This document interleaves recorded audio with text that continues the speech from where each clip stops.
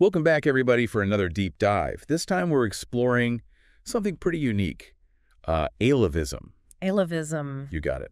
It's this spiritual tradition with roots in Anatolia. Okay. And we're going to be focusing on their views on God and spirituality. Okay. And we've got some awesome source material for this one. Great. We've got a bunch of academic texts that explore all different facets of Alevism. Awesome. Some of them were originally in Turkish. Oh, wow. So we've translated the key points for you. Yeah. And just to give you a little teaser. Okay. Yeah. So are you ready to dive into this unique spiritual path? Absolutely. Let's do it. Okay, cool. So one of the things that I find really interesting about Alevism is their focus on these like universal values, like kindness, ethical living, and personal growth. It's a perspective that really resonates across cultures and backgrounds. Totally. It's like they've tapped into something fundamental about the human experience. Absolutely. Yeah. So how would you describe their view of God? Where do we even begin to unpack something as profound as that? Well, you know, in Alevism, God isn't this distant figure up in the clouds judging us. Right. It's more about a presence that's woven into the fabric of existence. So it's like a force that's within us and all around us. Precisely. And this idea of God as an all-encompassing presence really fosters this deep sense of unity and reverence for all forms of life. Okay, that's beautiful. It's like recognizing the divine spark in everything around you. Yes. Encourages you to treat it with more care and understanding. Exactly. It guides individuals towards a path of goodness and ethical living. I like that. And there's a quote from one of the texts we looked at that really stood out to me. Oh, yeah. He said, God is the one who gives life to you after you were dead. That's a powerful one. It really suggests a force that goes beyond, you know, just our physical existence. Right. This like continuous cycle of renewal and this interconnectedness between life and death. Absolutely. And that interconnectedness is so central to Alevi thought. Yeah, it's a beautiful concept. It encourages us to think beyond the material world and to consider, you know, the deeper implications of our actions. Yeah, how they sort of ripple through existence. Exactly. And it's fascinating how this understanding of God translates into their teachings on becoming a good person. That's what I'm really curious about, because in a lot of traditions, becoming good is about following all these rules. Yeah. So what's the Alevi perspective on that? For them, it's less about rigid rituals and more about this continuous process of self-reflection and inner transformation. So it's like an inward journey. You could say that they believe that true spirituality lies in aligning yourself with that universal presence that we talked about. Right. Refining your character and actions from the inside out. It sounds like a lifelong process. It is. And I imagine there's some challenges along the way. Oh, absolutely. And they have these really vivid metaphors to illustrate those challenges. Okay, I'm intrigued. One is demirden lebabi. Demirden lebabi. Which translates to an iron chickpea. An iron chickpea? That doesn't sound very appetizing. No, not at all. Yeah. But it represents those hard truths we have to grapple with on the spiritual path. Okay. The things we have to digest even if they're difficult. I get it, those tough lessons. Exactly. And then there's Atishten Gumlek. Atishten Gumlek. Atishten Gumlek. The shirt of fire. Okay, now that sounds intense. It is. It symbolizes those trials and tribulations that life throws our way. Stuff that really tests us. Yeah, those experiences that push us to our limits and test our resilience. So it's about facing those challenges head on and coming out stronger on the other side. Precisely. Alevism teaches us that personal growth isn't always comfortable. Right. It requires effort, resilience, honesty with yourself. I can see how those are values that resonate with people from all walks of life. Absolutely. They're universal. Yeah, it aligns with this idea that growth often comes from pushing past our comfort zones, facing those iron chickpeas and shirts of fire that force us to evolve. It's a powerful concept for sure. It is. So we've talked about this all-encompassing presence and the inner work involved in becoming a good person. Yeah. But how does this translate into actions and interactions with others? Is it just about personal development, or is there a social component as well? That's where kol haku comes in. Kol haku. It means the rights of your fellow human beings. So it's not just about your own spiritual development, but also how you treat others. Exactly. It's a cornerstone of Alevi ethics. Okay. It emphasizes respect, justice, and ethical conduct in every interaction. So living in line with this kol haku, it's about making sure your actions reflect that respect for others. Absolutely. It promotes social responsibility and creates a culture of mutual respect and support within the community. Do you have any examples of how this plays out in Alevi communities? Sure. One example is the practice of holding each other accountable for actions that violate kulhaku. Oh, interesting. So it's not about punishment. Not really. It's more about restoring balance, promoting genuine remorse, and encouraging self-improvement. That's a really different approach than what we see in some other traditions. Yeah, it's about encouraging dialogue and growth even when mistakes are made. It aligns with their emphasis on compassion and understanding. Exactly. They strive to create a community where individuals can support each other on this journey of becoming better people. It feels more humane somehow. And it speaks to those universal ideals of empathy and social justice. Right, recognizing our shared humanity. Exactly. I'm really starting to see how these seemingly simple concepts weave together to form this profound and ethical approach to life. It's a complex tapestry, and we've only just begun to unravel it. I know, this is all so insightful, and we've only scratched the surface. We have a lot more to cover.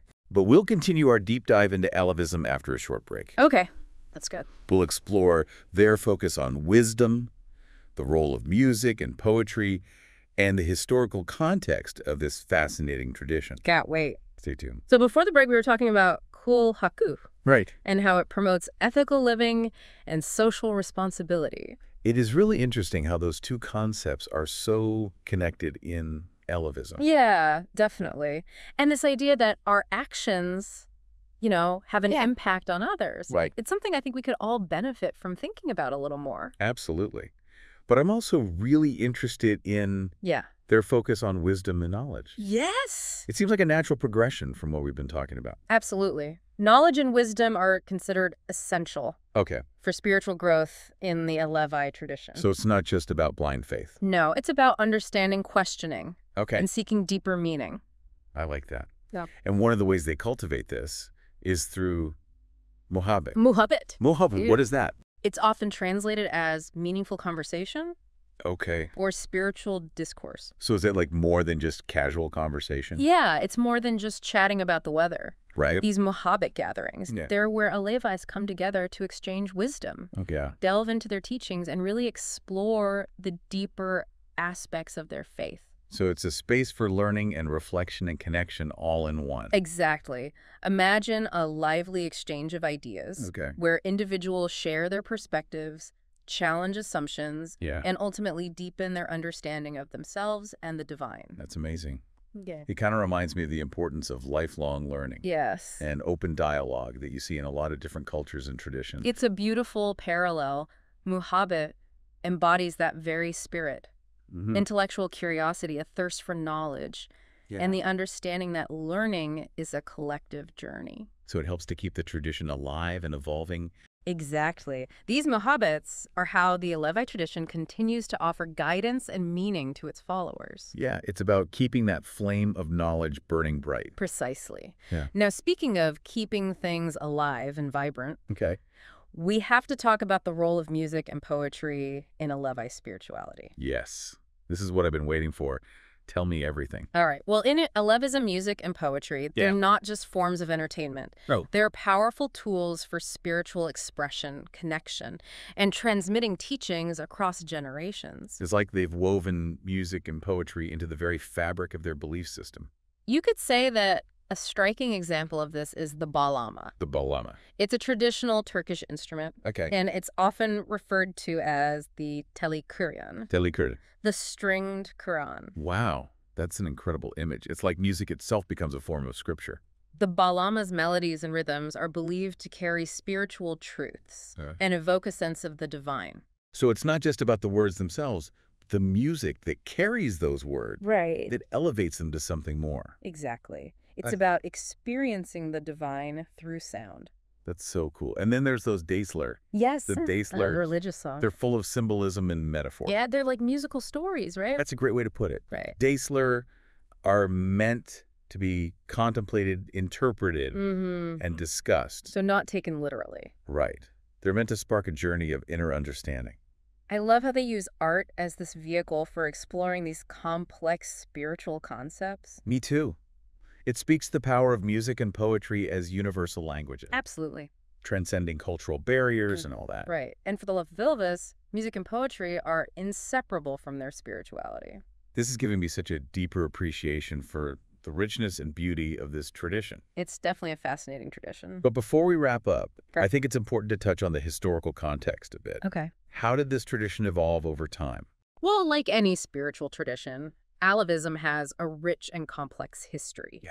You know, shaped by various influences over the centuries. Okay. It has roots in Anatolia, and it has connections to Sufi traditions. Interesting. And it's important to remember that it doesn't have a single founder or a fixed doctrine. So it emerged organically? Exactly. Drawing from different sources and evolving over time. Okay. A key figure I often hear mentioned is Hak Sende. Yes, Hak Sende. He was a 13th century Sufi mystic, right? Yes, he's a pivotal figure in understanding the early development of Alevi thought. And were there other influential figures as well? Oh, absolutely. Figures like Barak Baba Kuzum Dede, Baba Gilias Dede Kargan. Wow. They were all part of a lineage known as the Khorasan Dervishes. Khorasan Dervishes. They were these wandering mystics who played a significant role in spreading Sufi teachings. So we can see how this tradition has a lineage, a connection to these individuals who helped shape and transmit its teachings. Precisely.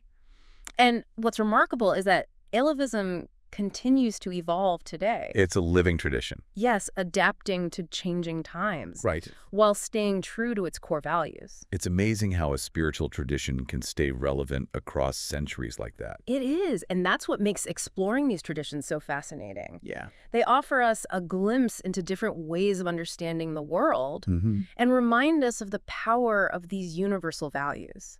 This has been such an incredible journey, uncovering the layers of Alevism. I agree. But we're going to have to wrap up this part of our deep dive. Okay. We'll be back to explore even more fascinating insights in the final part, so stay tuned.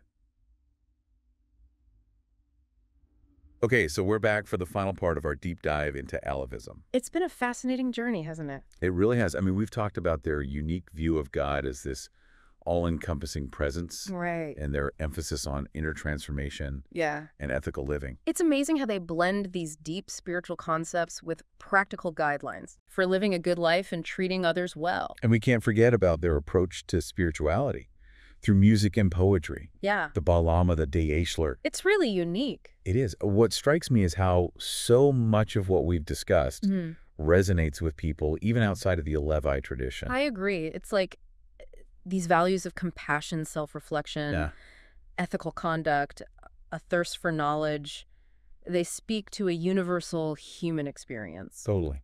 Whether you identify as a Levi or not, these are principles that can benefit anyone. Absolutely. It's about striving to be better, to live a life with meaning and purpose. It all comes back to aligning yourself with that universal presence, that divine spark that connects us all. And from that connection, everything else flows. Your compassion, wisdom, ethical action. It's also about recognizing that spark in everyone you meet, fostering a sense of unity, and remembering that we're all interconnected. It's a beautiful message of hope and the potential for personal transformation. It really is. So as we wrap up this deep dive, what would you say is the most important takeaway for our listeners? I think the key takeaway is that becoming a good person is a continuous journey. It's about cultivating inner awareness, treating others with compassion, and always seeking knowledge and understanding. Perfectly put. And maybe a final thought for our listeners to ponder. Okay. How can you embody these values in your own life? Right. What does it mean to you to walk this path of becoming a good person? That's a great question to reflect on. And with that, we'll wrap up our deep dive into Alevism. It's been a pleasure. We hope you found it insightful and inspiring. Until next time, keep exploring, keep learning, and keep diving deep into the world around you.